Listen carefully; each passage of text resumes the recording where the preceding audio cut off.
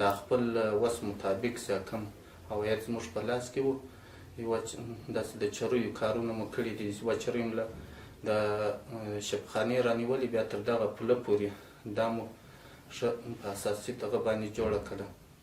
او بل داسې د کجرخیلو کوڅه مو جوړه کړه. بیا داسې دا د نجارانو کوڅه وه، د چارسو مو تقریبا 3 وارې جوړ کړي، دا جغل دغه م پر واچول. دا مو 4م وار داسې دا چرۍ مو پسې ورکړه.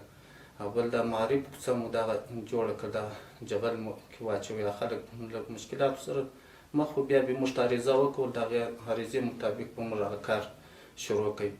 نو انشاءالله الرحمن تر ډېره پورې موږ خپل کوشش کوو د وس مطابق نو هغه کارونه انشاءالله مخته وړو، او وروسته به انشاءالله که خدای کول هغه کارونه سره برابر کړو.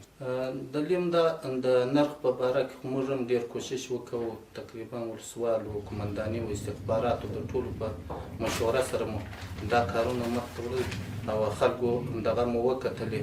ډېر دا نرخنامې وشیان خو بیا دا دغو خو د هرې ورځې نرخنامې نه ورکول کېدې، نو بیا مو دا د دوی بیلان کتل، د هغو په مطابق باندې دغه دوکانداران بس موږ سره به دغه وکوو، د دوی نرخونه مو کنټرول کړو. مثال کسابانو ته مو ورکړلې، نانوایانو ته هغو ته مو له وخته د خپل نرخنامې ورکوو، نو په هغو کې انشاءالله څه مشکل نشته. موږ هم د دې خلکو څخه خوشحاله یو، خلک هم انشاءالله له موږ څخه راضي دي تر خپله حده پورې. تجارانو سره هم ټولو سره ښه دغه کوو، یو وخت مجلس کوو، د دوی خپله اتحادیه هم شته، کومه خبر چې یا د دوی اتحادیې ته خبره وکړو، هغه بیا د ټولو بیا دا خبره ډېر ښه پر مخ باندې دغه چې خلاصه شي. نو چې کوم مشکل وي موږ هغه اتحادیې ته ووایو، بس کار وي کار مشکل وي هغه خلاصېږي. نو خلک هم دغه تجاران دي له موږ سره ښه دغه لري، انشاءالله موږ هم له دوی خوشحاله یو.